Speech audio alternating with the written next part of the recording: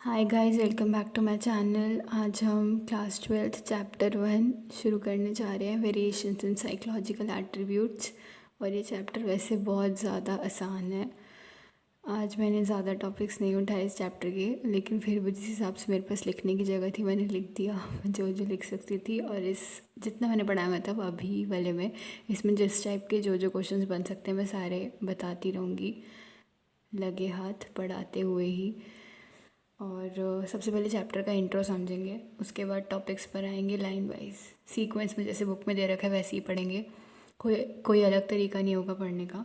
तो पहले इंट्रो देखते हैं। इंट्रो में बता रखा है जैसे तुम अपने दोस्तों को ऑब्जर्व करते हो, क्लासमेट्स को देखते हो, रिलेटिव्स को देखते हो, तो तुम्हें ये नोटिस करने को मिलता है या तुम्हें ये पता लगता है कि वो कैसे एक दूसरे से अलग अलग हैं, कैसे वो एक दूसरे से डिफ़र करते हैं, कि उनका नज़रिया क्या है चीज़ों को देखने का, वो कैसे चीज़ों को परसीव कर रहे हैं, वो कैसे चीज़ों को सीख रहे हैं, वो कैसे सोच रहे हैं, और वो कैसे अलग अलग चीज़ों में परफॉर्म कर रहे हैं, या उनका काम करने का बेसिकली तरीका क्या है और उनकी परफॉर्मेंस क्या है अलग अलग तरह के टास्क में, अलग अलग तरह के कामों में। ठीक है, तो इंडिविजुअल डिफरेंसेस जो है वो उनको तुम अपनी लाइफ में आए दिन नोटिस कर सकते हो। इंडिविजुअल डिफरेंसेस जो होते हैं वो तुम्हें आए दिन देखने को मिल सकते हैं, नोटिस कर सकते हो तुम उन्हें। मतलब नॉर्मल लाइफ में कभी भी आराम से किसी भी टाइम। ठीक है, और जैसे लोग एक दूसरे से डिफ़र करते हैं तो ये ऑब्वियस है इंडिविजुअल डिफरेंसेस की वजह से ही होता है। अब क्लास 11th में हमने देखा था कि क्लास 11th में हमने लर्न करा था कि साइकोलॉजिकल प्रिंसिपल्स जो होते हैं उन्हें हम ह्यूमन बिहेवियर को समझने के लिए अप्लाई करते हैं। यानी वो ये कहना चाह रहे हैं, हमने साइकोलॉजिकल प्रिंसिपल्स के बारे में क्लास 11th में पढ़ा था, जिनको हम अपनी डेली लाइफ में अप्लाई करते हैं, उनको यूज़ में लेकर आते हैं। किस लिए? ह्यूमन बिहेवियर को, एक व्यक्ति या एक इंसान के व्यवहार को समझने के लिए। और हमारे लिए ये जानना भी ज़रूरी हो जाता है कि लोग कैसे एक दूसरे से अलग अलग हैं। क्या वो चीज़ है जो दो लोगों के बीच में अंतर लाती है या डिफरेंस लाती है। मतलब कोई ना कोई रीज़न या कोई ना कोई चीज़ किसी बेसिस पे कह रहे होंगे ना कि हम कि दो पर्सन्स अलग हैं।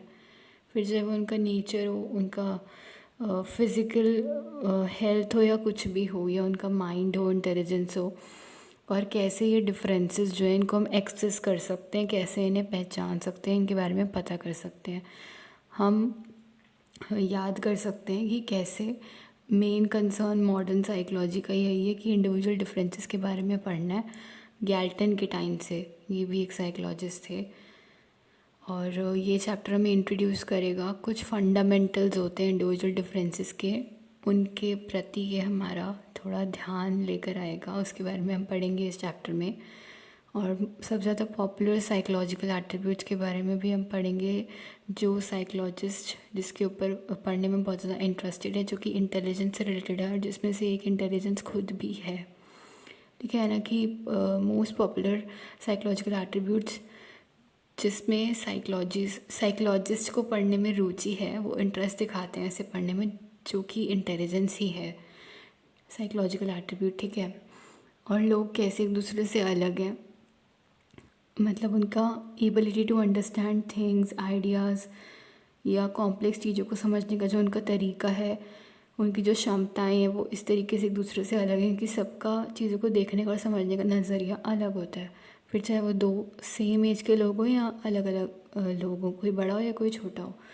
और कैसे वो अपने इन्वायरमेंट में खुद को ढाल पाते हैं, अडाप्ट करते हैं, यहाँ पर भी सबके तरीके अलग होते हैं। और कैसे वो चीज़ों को सीखते हैं, या कैसे वो अपने एक्सपीरियंसेस से, अनुभव के थ्रू सीखते हैं, और कैसे वो रीजनिंग जो होती है अलग अलग टाइप्स की उसके अंदर एंगेज होते हैं, कैसे वो अपने ऑब्स्टैकल्स को, प्रॉब्लम्स को, स्ट्रेस को, टेंशन को ओवरकम करके उससे बाहर निकलते हैं। ये भी सब लोगों का अलग अलग तरीका होता है अपने टेंशन्स को फेस करके उनसे बाहर निकलने का। जैसे कुछ लोग नहीं निकल पाते हैं, कुछ लोग बहुत आराम से निकल जाते हैं। तो डिफरेंस आ जाता है, इंडिविजुअल डिफरेंस, दो इंसानों के बीच में चीज़ों को देखने का, उनको फेस करने का और मुश्किलों से बाहर निकलने का जो तरीका है वो अलग अलग होता है। ठीक है, और इस चैप्टर में एक सेकेंड हम ये पढ़ेंगे इस चैप्टर में कि नेचर ऑफ इंटेलिजेंस क्या है, इंटेलिजेंस की अलग अलग डेफिनेशंस क्या क्या है, कैसे कैसे इंटेलिजेंस की डेफिनेशन चेंज हो रही है, अलग अलग साइकोलॉजिस्ट ने क्या क्या बोला है इंटेलिजेंस के बारे में। कल्चरल डिफरेंसेस क्या आ जाते हैं इंटेलिजेंस के अंदर, रेंज और वेरिएशंस क्या है, इंटेलेक्चुअल कॉम्पिटेंसीज जो होती हैं लोगों की उनके, और नेचर ऑफ स्पेशल एबिलिटीज़ क्या है, ये एप्टीट्यूड्स क्या है। पहले टॉपिक पे आ जाते हैं individual differences in human functioning. Individual variations common होती हैं, विभिन्नताएं सब में देखने को मिलती हैं हमें, सारी स्पीशीज़ में भी, ठीक है। और वेरिएशंस जो होती हैं वही हमारे नेचर के अंदर, जो हमारा एनवायरनमेंट है उसके अंदर कलर और ब्यूटी ऐड करती हैं। जैसे कि तुम ये सोच के देख सकते हो, वर्ल्ड है और वर्ल्ड में हर एक ऑब्जेक्ट सेम कलर का है। मान लो रेड कलर की हर चीज़ है, ब्लू कलर की या ग्रीन कलर की, तो वर्ल्ड तुम्हें कैसा लगेगा?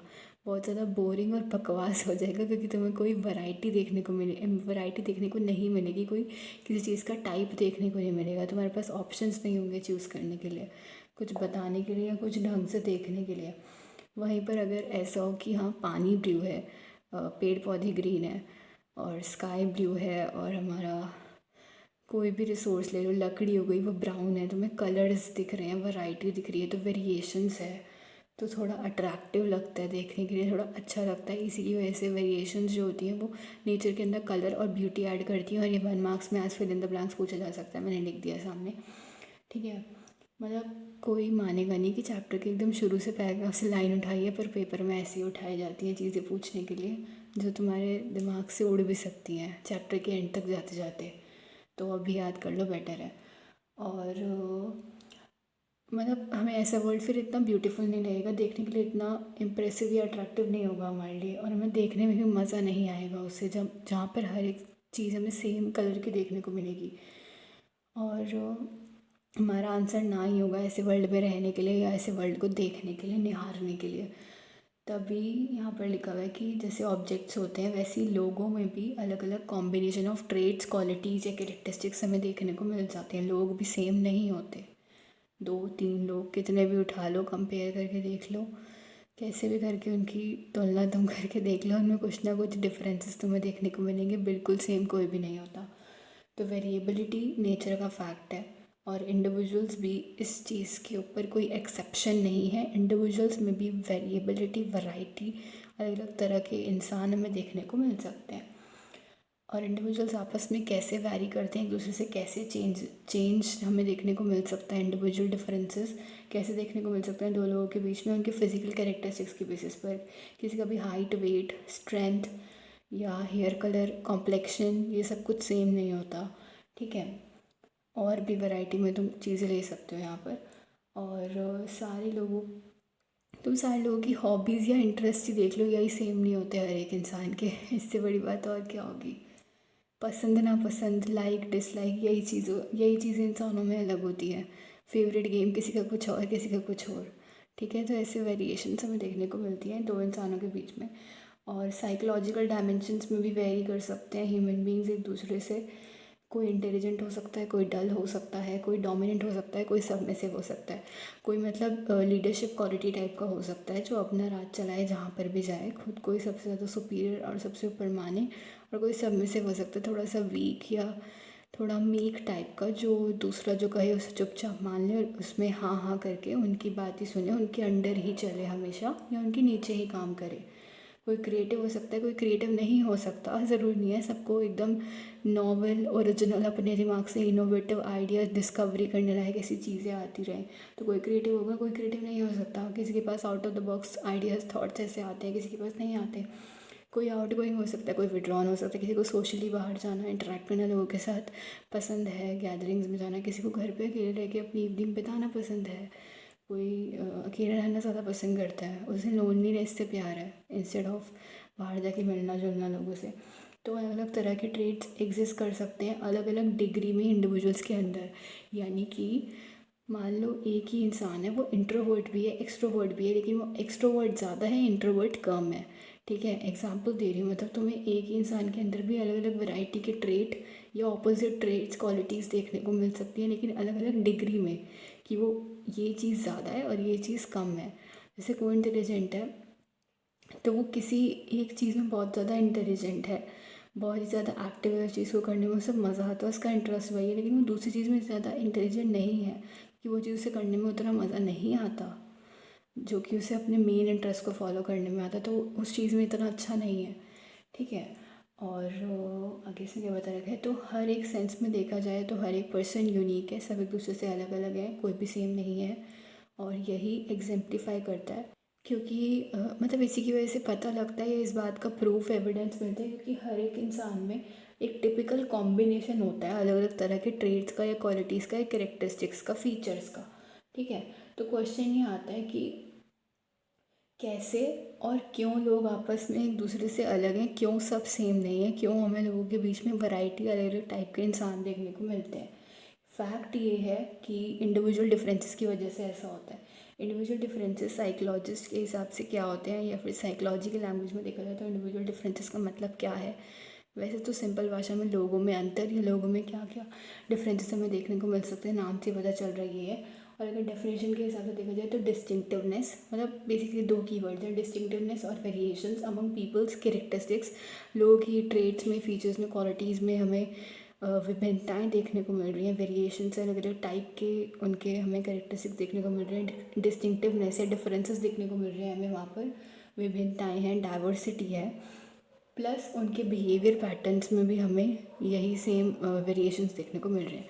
यानी कि इंडिविजुअल डिफरेंसेस क्या होते हैं, refer to distinctiveness, variations among people's characteristics and behaviour patterns, कि लोग कैसे कहाँ कहाँ पे बिहेव कर रहे हैं, वो भी हर एक का तरीका अलग होता है।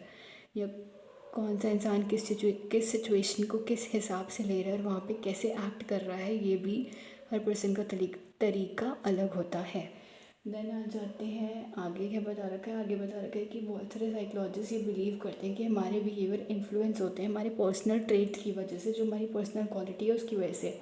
लेकिन कुछ साइकोलॉजिस्ट का मानना ये है, या वो ये पॉइंट ऑफ व्यू ऐसा होल्ड करते हैं कि ऐसी धारणा बनी हुई कि हमारे बिहेवियर्स ज़्यादा इन्फ्लुएंस होते हैं सिचुएशनल फैक्टर्स की वजह से। यानी कि जिस सिचुएशन में, जिस टाइप के सर्कमस्टांस में तुम्हें रखा जाएगा, तुम उसके हिसाब से बिहेव करोगे, या सिचुएशंस इफ़ेक्ट करेंगे एक पर्सन के बिहेवियर को, इन सिंपल लैंग्वेज देखा जाए तो। और ये जैसे कुछ साइकोलॉजिस्ट ये भी होल्ड करते हैं ना कि बिहेवियर इन्फ्लुएंस होता है ज़्यादा किससे, सिचुएशनल फैक्टर्स की वजह से, इंस्टेड ऑफ उस इंसान के पर्सनल ट्रेट्स की वजह से। तो जब बिहेवियर इन्फ्लुएंस होगा ना सिचुएशनल फैक्टर्स की वजह से, उसे हम सिचुएशनिज्म का नाम देंगे। सिचुएशनिज्म की डिफ़ाइन क्या होती है कि सिचुएशन जो सर्कमस्टांसेस जिसमें तुमने एक इंसान को रखा है, वो इन्फ्लुएंस करेंगी, असर डालेंगी, इफ़ेक्ट करेंगी उस पर्सन के बिहेवियर को। ठीक है, इसका एक एग्जांपल मैं देती हूँ, इससे तुम्हें थोड़ा ढंग से समझ आएगा। इसका एक एग्जांपल है बाय स्टैंडर इफ़ेक्ट। मान लो तुम रोड पे कहीं पे जा रहे हो और वहाँ पे किसी का एक्सीडेंट हो गया, किसी को चोट लगी है। बाय हार्ट तुम बहुत काइंड हो, बहुत अच्छे हो, हेल्पिंग नेचर के हो। लेकिन जब उस इंसान को चोट लगी है ना, तो वहाँ पर वो गिर गया है और उसे बहुत ज़्यादा चोट लगी है। ठीक है, मान लो वो अपनी कार के बाहर गिरा है, बाइक पर है तो वहाँ गिरा हुआ है, उसकी बाइक अलग साइड में गिरी है, वो अलग गिरा हुआ है साइड में, और वो उससे उठा नहीं जा रहा, वो बेसिकली थोड़ा फेंटिंग टाइप की स्टेट में है, बेहोशी में है वो। और वहाँ पर सिर्फ तुम नहीं खड़े, वहाँ पर तुम्हारे साथ और भी 2 4 8 10 लोग खड़े हैं, जो वहाँ देख कर, उसे देख कर कुछ कर नहीं रहे, कोई एक्शन नहीं ले रहे, सिर्फ तमाशा देख रहे हैं वो खड़े होकर, और कुछ वीडियो बनाने में उसकी मस्त है। अब मैंने क्या कहा कि बाय हार्ट तुम्हारा हार्ट में सॉफ्ट कॉर्नर है, तुम्हारा हेल्पिंग नेचर है, तुम थोड़े काइंड हो, तुम किसी को ऐसे दुख में या किसी को ऐसे प्रॉब्लम में नहीं देख सकते।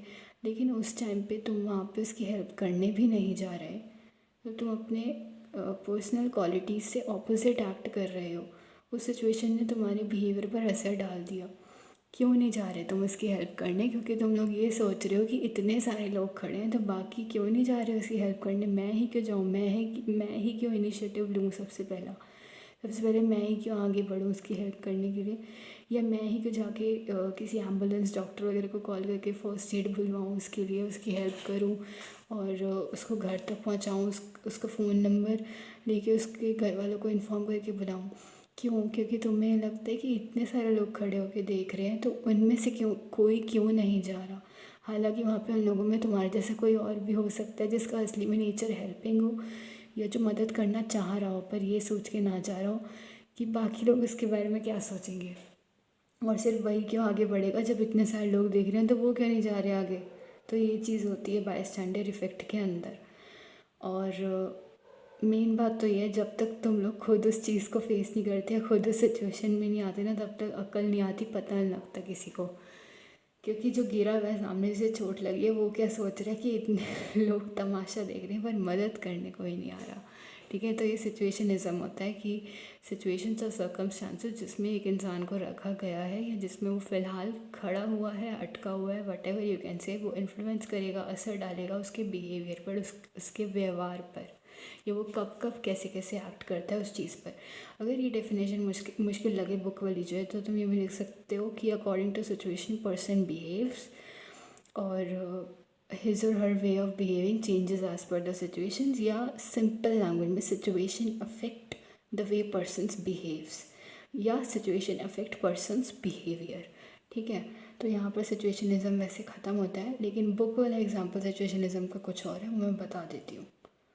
बुक में ये एग्जांपल दे रखा है सिचुएशनिज़म का कि कोई पर्सन है जो कि जनरली अग्रेसिव है, थोड़े गुस्से वाले नेचर का है, ये एंग्री रहता है, गुस्सा उसके सिर पे सवार रहता है हमेशा, लेकिन वो सबमिसिव मैनर में बिहेव करेगा, मतलब डोमिनेटेड नहीं रहेगा, थोड़ा ऐसे हो जाएगा कि दूसरे की हाँ में हाँ मिलाएगा या उसकी हर बात मानेगा, उसका गुलाम टाइप बन जाएगा, दूसरे के सामने ऐसा हो जाएगा। क्यों होगा?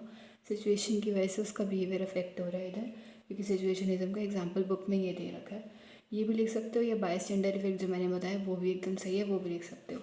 हाँ, तो कोई पर्सन है वो असल में अग्रेसिव है जनरली बाय नेचर, लेकिन वो सबमिसिव मैनर में बिहेव करेगा तब जब उसका बॉस आएगा उसके सामने।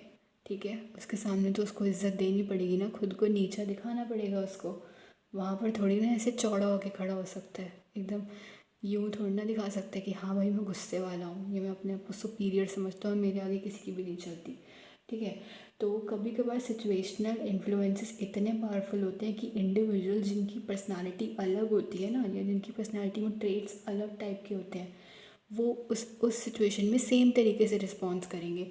लाइक कोई भी है, अब चाहे वो अग्रेसिव नेचर का है या नॉन अग्रेसिव नेचर का है, बॉस के सामने वो थोड़ा सबमिसिव वे में ही बिहेव करेगा, वो ये कहना चाह रहे हैं।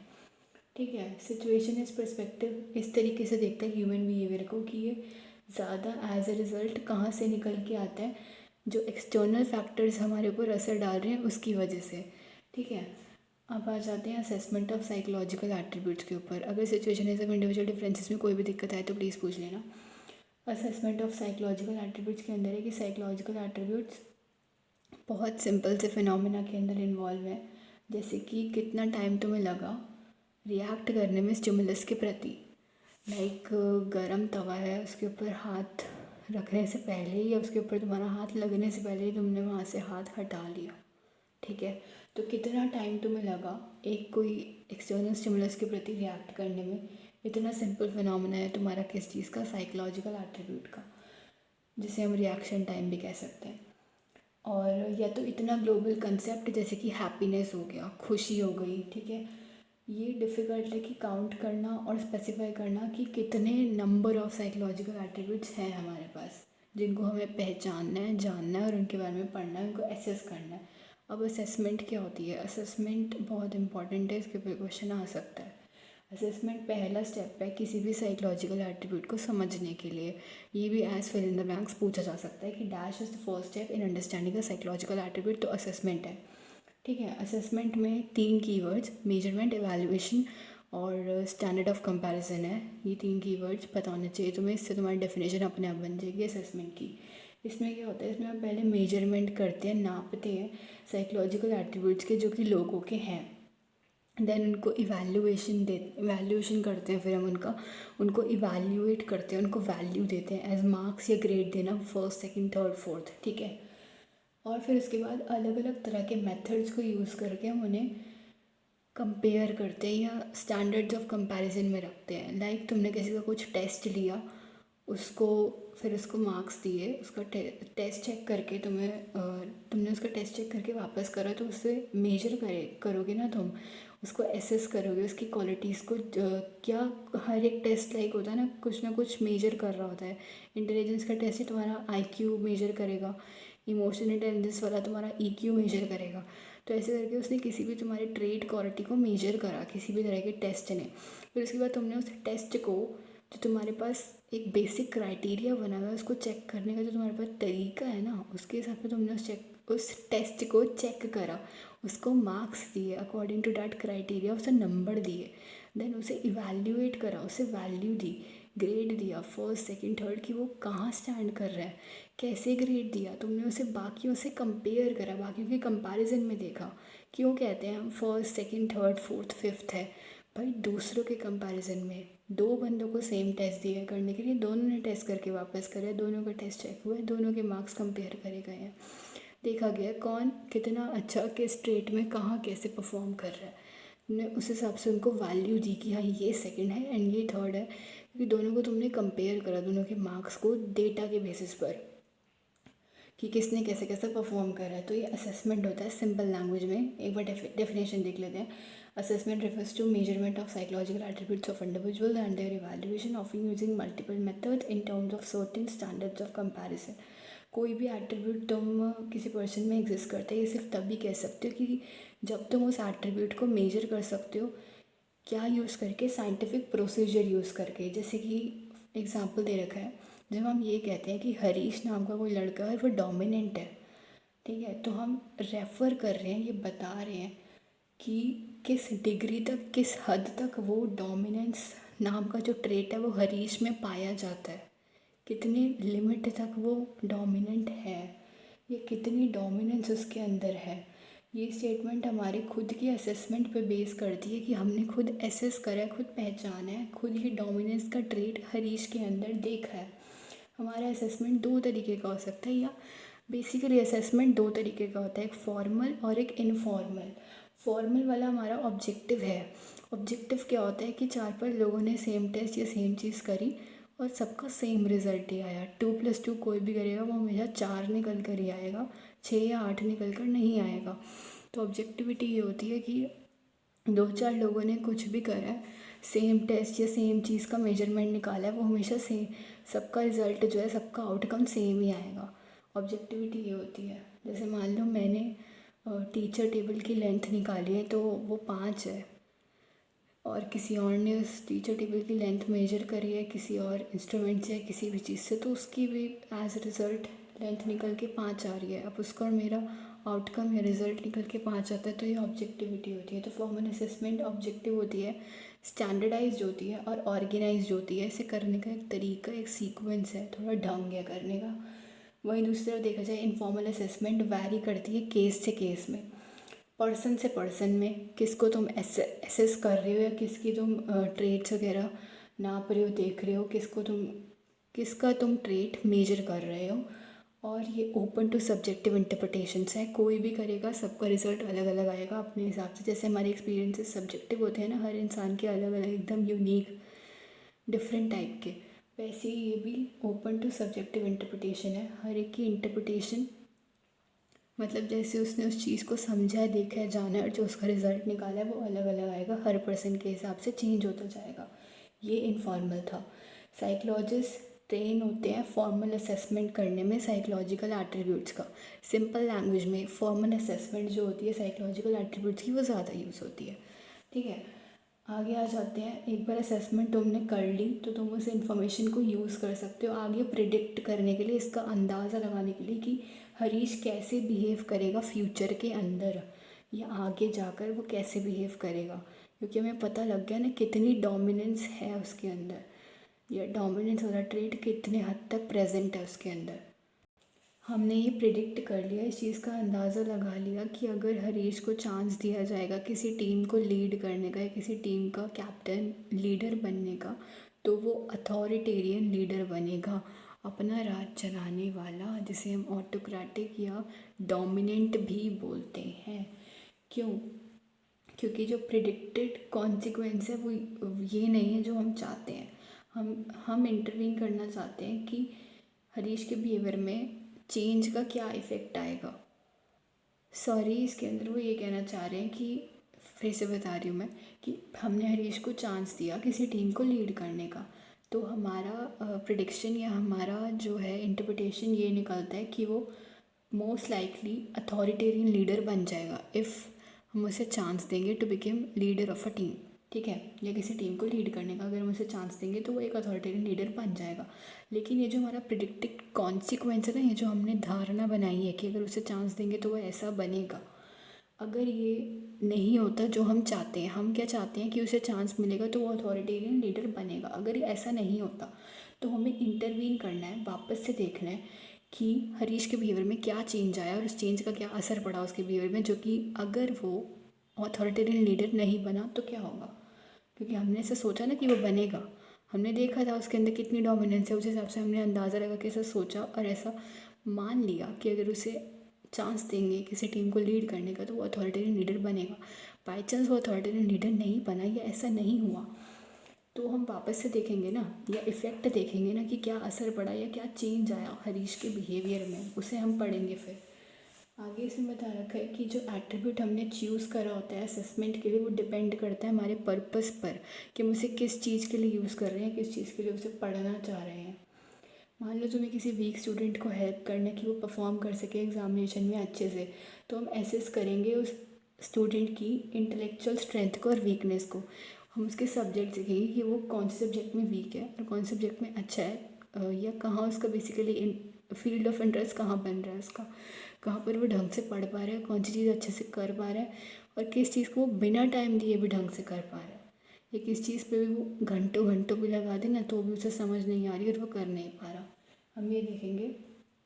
और अगर पर्सन फेल हो जाता है एडजस्ट करने में अपने फैमिली मेम्बर्स के साथ या अपने नेबरहुड के साथ, अड़ोसी पड़ोसी के साथ, जब वो एडजस्ट नहीं कर पाता ना तो हम ये कंसिडर करते हैं कि हम फिर एसेस करते हैं, पहचानते हैं किसको, उसकी पर्सनालिटी के कैरेक्टरिस्टिक्स को, उसके बेसिकली नेचर को कि वो है कैसा, जो अपने आसपास के इन्वायरमेंट में जो लोग हैं ना उनके साथ ही एडजस्ट नहीं कर पा रहा, तो उसके पीछे का रीज़न क्या हो सकता है।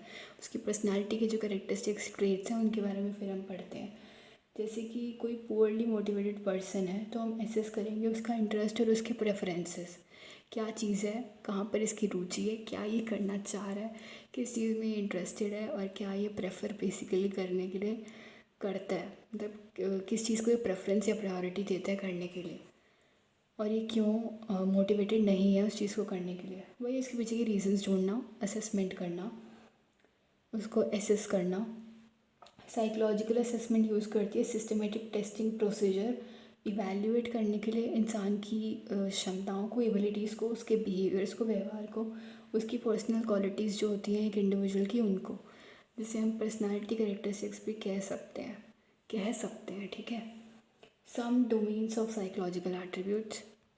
साइकोलॉजिकल एट्रीब्यूट्स लीनियर या यूनी डायमेंशनल, एक ही डायमेंशन वाले नहीं होते, कभी भी ये कॉम्प्लेक्स होते हैं और इनको अलग अलग डायमेंशंस में तुम लोग एक्सप्रेस कर सकते हो, अलग अलग डायमेंशंस के बेसिस पर।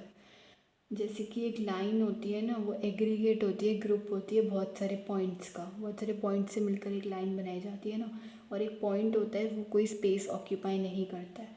लेकिन अगर तुम बॉक्स की बात करो तो बॉक्स स्पेस ऑक्यूपाई करता है, जगह घेरेगा ना बॉक्स, कहीं पर भी उसे रखोगे तो इसको तुम डिस्क्राइब कर सकते हो 3 डायमेंशंस की बेसिस पर, लेंथ है, ब्रेथ है और हाइट है, ब्रेथ को विड्थ भी कहते हैं।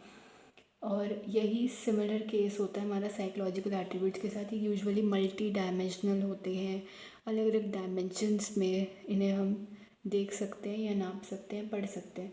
यूजुअली मल्टी डायमेंशनल होते हैं क्या, साइकोलॉजिकल एट्रीब्यूट्स। अगर तुम किसी पर्सन को कंप्लीट उसका असेसमेंट करना चाहते हो, उस इंसान को पूरी तरीके से अच्छे से उसकी हर चीज़ के बारे में जानना पहचानना चाहते हो, उसे पढ़ना चाहते हो ना अच्छे से, तो तुम्हें एसेस करना पड़ेगा कि वो इंसान कैसे फंक्शन करता है अलग अलग एरियाज़ में, अलग अलग डोमेन्स ऑफ लाइफ में, कॉग्निटिवली, इमोशनली, सोशली, बाहर के लोगों के साथ कैसे इंटरेक्ट कर रहा है, उसका दिमाग कैसे चल रहा है, वो कैसे सोच रहा है, कैसे फील कर रहा है चीज़ों को, और चीज़ों को बेसिकली कैसे ले रहा है, या दूसरों का बोला हुआ उसे कैसे लग रहा है और उनको लेकर वो कैसे बिहेव कर रहा है, कौन सी सिचुएशन में वो कैसे बिहेव कर रहा है। अब हम डिस्कस करेंगे कुछ इंपॉर्टेंट एट्रीब्यूट जो कि इस चैप्टर में मेन पार्ट जैसे हम कह सकते हैं, और जिनको साइकोलॉजिस्ट भी पढ़ने में इंटरेस्ट दिखाते हैं, जिनको पढ़ने में, जिनके बारे में पढ़ने में। या एट्रीब्यूट्स को हम कैटेगराइज कर सकते हैं वैरायटी ऑफ टेस्ट के बेसिस पर, जो कि साइकोलॉजिकल लिटरेचर में यूज़ भी किए जाते हैं। सबसे पहला एट्रीब्यूट आता है इंटेलिजेंस। इंटेलिजेंस को तुम लोग कैसे डिफाइन कर सकते हो, ग्लोबल कैपेसिटी है दुनिया को, बाहर की दुनिया को या वर्ल्ड को समझने की, रैशनली रीज़न के साथ ढंग से सोचने की, और जो अवेलेबल रिसोर्सेज हमारे पास है ना उनको यूज़ करने की ढंग से, सोच समझ के, केयरफुली, इफ़ेक्टिवली, ऐसे कि जब हम कोई चैलेंज वगैरह फेस कर रहे हैं तो वहाँ पर वो रिसोर्सेज काम आ सके, वेस्ट ना जाए या किसी भी चीज़ का कबाड़ा ना मचे। मतलब एक इंसान की एबिलिटी, कैपेसिटी, क्षमता कि वो अपनी दुनिया को, वर्ल्ड को समझ सकता है, to understand world, think rationally, use available resources effectively when faced with challenges. किसी मुसीबत, किसी प्रॉब्लम को फेस करने के टाइम पे उसे ये पता है कि हाँ उसे अपने रिसोर्सेज को कैसे संभाल के ढंग से यूज़ करना है। लाइक पेपर में बैठे हैं, पेन ख़त्म हो गया तो उसे पता है आगे उसे क्या करना है। अपने पास सेफ्टी के लिए या इमरजेंसी के लिए अपने पास वो रिफ़िल रखेगा, या एक साथ 4-5 पेन लेकर आएगा, या अरेंज करेगा 2 सेकंड के अंदर किसी और से पेन लेकर, जिससे कि बस उसका पेपर मिस ना हो, उसका कहीं कोई नुकसान ना हो, एंड उसने मुसीबत के टाइम में भी अपने लिए रिसोर्स रखा है। ठीक है, इफ़ेक्टिवली दिमाग लगाकर यूज़ करना आता है उसे वो रिसोर्स। जब जिस रिसोर्स की ज़रूरत है उस रिसोर्स को, यहाँ पर मैंने एग्ज़ाम और पेन का एग्ज़ाम्पल दिया तो समझ जाना कि मैं क्या समझाना और बोलना चाह रही हूँ। फिर भी ना समझ आए तो पूछ लेना। तो इंटेलिजेंस क्या होती है? Global capacity to understand world, think rationally, use available resources effectively when face with challenges. Intelligence test provide करते हैं ग्लोबल मेजर हमें पर्सन के जनरल कॉग्निटिव कॉम्पिटेंस का, जिसके अंदर उसकी ability to profit from schooling आ जाती है। पढ़ने लिखने से उसे क्या क्या प्रॉफिट बेनिफिट्स हुए, ये वाली उसकी क्षमता आ जाती है। जनरली स्टूडेंट जिनकी कम इंटेलिजेंस या लो इंटेलिजेंस होती है वो इतने अच्छे से स्कूल के जो हमारे एग्ज़ाम्स पेपर्स होते हैं एकेडमिक लेवल पर इतने अच्छे से परफॉर्म नहीं कर पाते।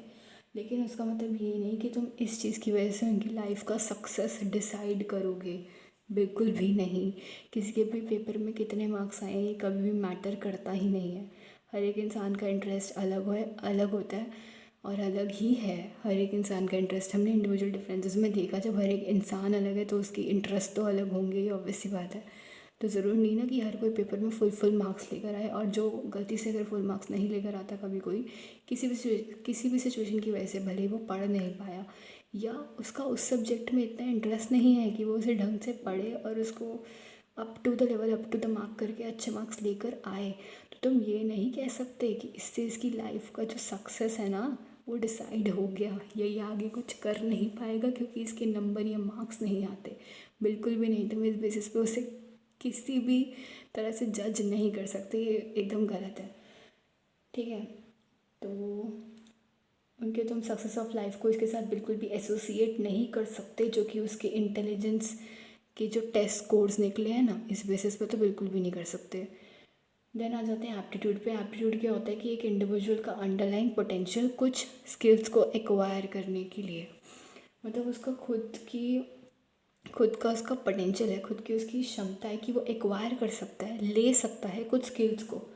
एप्टीट्यूड टेस्ट को यूज़ किया जाता है प्रिडिक्ट करने के लिए कि अगर तुम इंडिविजुअल को करने के लिए मौका दोगे ना कुछ भी, बेसिकली अगर तुम इंडिविजुअल को वो करने के लिए मौका दोगे ना जो वो करना चाहता है, प्लस उसके साथ में तुम उसको वो वाला इन्वायरमेंट दोगे जहाँ पर वो उस चीज़ को फुल फ्लैज अच्छे से अपना बेस्ट दे के कर सकता है, अपने फुलेस्ट पोटेंशियल तक उस चीज़ को, अपने गोल को, एम को अचीव कर सकता है, ऐसा प्रॉपर इन्वायरमेंट, और उस चीज़ को सीखने के लिए उसको और आगे फैसिलिटेट, हेल्प करने के लिए उस चीज़ में आगे उसका वो ग्रो हो, वहीं पर उसकी ग्रोथ हो, अच्छे से फुलफिलमेंट हो पाए, वहीं पर उसकी ट्रेनिंग दोगे ना तो वो कर लेगा वो चीज़। जैसे कि कोई पर्सन है उसका हाई मैकेनिकल एप्टीट्यूड है तो वो प्रॉफिट कर सकता है अपने अप्रोप्रिएट ट्रेनिंग की वजह से जो तुम उसे दोगे उस चीज़ में आगे बढ़ने के लिए। प्लस एज वेल वो इंजीनियर की फील्ड में भी अच्छे से आगे जा सकता है, इंजीनियर भी बन सकता है क्योंकि उसका मैकेनिकल एप्टीट्यूड बहुत अच्छा है, उसके पास अंडरलाइंग पोटेंशियल है, ऐसी क्षमता है अंदर से जो किसी भी इंसान में आती है कि हाँ वो इस स्पेसिफिक स्किल को एक्वायर कर सके, अपने अंदर ले सके, अपने अंदर उसको रख सके संभाल कर, और जब टाइम आए उसे यूज़ कर सके या उसे आगे और बड़े लेवल तक लेके जा सके।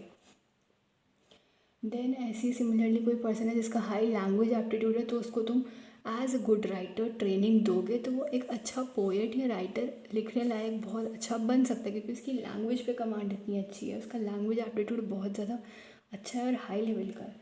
इंटरेस्ट क्या होती है? एक इंडिविजुअल की प्रेफरेंस कि वो एंगेज कर रहा है एक या एक से ज़्यादा स्पेसिफिक एक्टिविटी में as comparison to other activities. Yes, ये इंटरेस्ट क्या होता है कि एक इंडिविजुअल का प्रेफरेंस, उसकी इच्छा, वो कहाँ जाना, किस फील्ड में जाना प्रेफर करता है, या क्या उसकी बेसिकली लाइकिंग है, या किस चीज़ को वो प्रायोरिटी देता है, किस चीज़ को ऊपर रखता है, कहाँ उसे जाना ज़्यादा पसंद है। एक इंडिविजुअल का प्रेफरेंस कि वो एंगेज करेगा, इन्वॉल्व होगा, जाएगा एक या एक से ज़्यादा स्पेसिफिक एक्टिविटी में, सब में नहीं, स्पेसिफिक एक्टिविटी में जो कि उसकी मर्ज़ी की है, जहाँ वो जाना चाहता है। तो ज़बरदस्ती धक्का मार के फोर्स प्रेशर से भेजा नहीं जा रहा, ठीक है, वहाँ जाएगा as comparison to other activities. ठीक है, असेसमेंट ऑफ इंटरेस्ट जो होता है बच्चों का, उसे तो मतलब जो असेसमेंट ऑफ इंटरेस्ट होता है स्टूडेंट्स का, वो हेल्प करता है हमें ये डिसाइड करने में कि वो बच्चा कौन से सब्जेक्ट्स और कोर्सेज जो है परस्यू करेगा कंफर्टेबली। जैसे कि 10th के बाद 11th में आर्ट्स, साइंस और कॉमर्स में से कहाँ उसका इंटरेस्ट है, वो क्या एक फील्ड या कौन सी एक स्ट्रीम लेना चाहता है जहाँ पर वो अच्छे से कर जाएगा और खुशी खुशी वहाँ वो जाना चाहता है, कंफर्टेबली वहाँ वो सेटल हो सकता है, या कौन सी चीज़ उसे सूट करेगी उसके हिसाब से। नॉलेज ऑफ इंटरेस्ट हेल्प करता है हमें चॉइसेस लेने में लाइफ की। एक इंसान के जो लाइफ में सेटिस्फैक्शन होती है ना, उसे प्रमोट करता है, और जो परफॉर्मेंस होती है उसकी जॉब्स में, उसे भी ये बहुत ज़्यादा प्रमोट करता है। यानी कि अगर हमें इंटरेस्ट की नॉलेज हो ना, ये पता हो कि कहाँ हमारा इंटरेस्ट है, कहाँ रुचि है, क्या हमें करना है, क्या हम जाना चाहते हैं बेसिकली, अगर हमें ये वाली नॉलेज हो तो ये हमें हेल्प करती है कि हम चॉइसेस ले सकें, डिसीजंस ढंग से सोच समझ के ले सकें, जो कि आगे जाके प्रमोट करें हमारी लाइफ के सेटिस्फैक्शन को, जहाँ पे हमें अपनी लाइफ में आगे जाके संतुष्टि मिले उन चीज़ों को, उन इंटरेस्ट को फॉलो करने के बाद, उसे करने के बाद। ऑब्वियसली वही इंटरेस्ट होगा ना जो हम करना चाहते हैं असली में दिल से, या जो हमारे करने का मन है, जो हमारा एक सपना या एम है, गोल है, लाइफ का मोटिव है, मेन मोटिव है जिसके लिए हम आए हैं यहाँ पर जो करने के लिए, और उसी की वजह से हमारा आगे परफॉर्मेंस ऑन जॉब्स होगा। जॉब्स में या काम में, उसी एरिया में, उसी फील्ड में हम कैसे परफॉर्म कर रहे हैं, कैसे काम कर रहे हैं, उसे भी ये प्रमोट करेगा। पर्सनालिटी क्या होती है? रिलेटिवली एंड्योरिंग कैरेक्टरिस्टिक्स किसी इंसान के अंदर जो भी क्वालिटीज़ हैं, ट्रेट्स हैं, कैरेक्टरिस्टिक्स हैं जो कि उस इंसान को दूसरों से अलग बनाते हैं। जैसे कि हर पर्सन यूनिक होता है ना, वही चीज़ है कि हर पर्सन में कुछ ऐसा अच्छाइयाँ हैं, बुराइयाँ हैं, कुछ ऐसी अलग अलग ट्रेट्स, कैरेक्टरिस्टिक्स, फीचर्स हमें देखने को मिलेंगे जो उसे दूसरे पर्सन से ना अलग बनाएंगे, उसे डिफरेंट बनाएंगे, दूसरे पर्सन से हट के बनाएंगे थोड़ा। ये पर्सनालिटी होती है। फिर चाहे वो किसी भी बेसिस पर हो, उसके लुक्स के बेसिस पर हो, उसकी किसी एबिलिटी के बेसिस पर हो, या उसके किसी टैलेंट के बेसिस पर हो। इंडिविजुअल की यूनिक करेक्टरिस्टिक्स क्या क्या हो सकते हैं कि कोई इंसान डोमिनेंट है या सबमिसिव है, आउट गोइंग है या विड्रॉन है, कोई इंसान मूडी है या इमोशनली स्टेबल है। मतलब कब कैसे उसका मूड बदल रहा है हमें ही नहीं पता, हमारे लिए बहुत अनप्रडिक्टेबल टाइप का हो रहा है। कब वो एकदम से खुश हो रहा है, या कब वो एकदम से लाइक बहुत दुखी, सैड होकर डिप्रेस्ड हो गया, या कब हवा में उड़ रहा है। ये मूडी होते हैं। इमोशनल स्टेबल, हाँ, खुश होने की जगह पर वो खुश है, ज़्यादा खुश भी नहीं है और बहुत कम खुश भी नहीं है, जितना होना चाहिए नॉर्मल या जितना रिक्वायर्ड है उतना वो खुश है।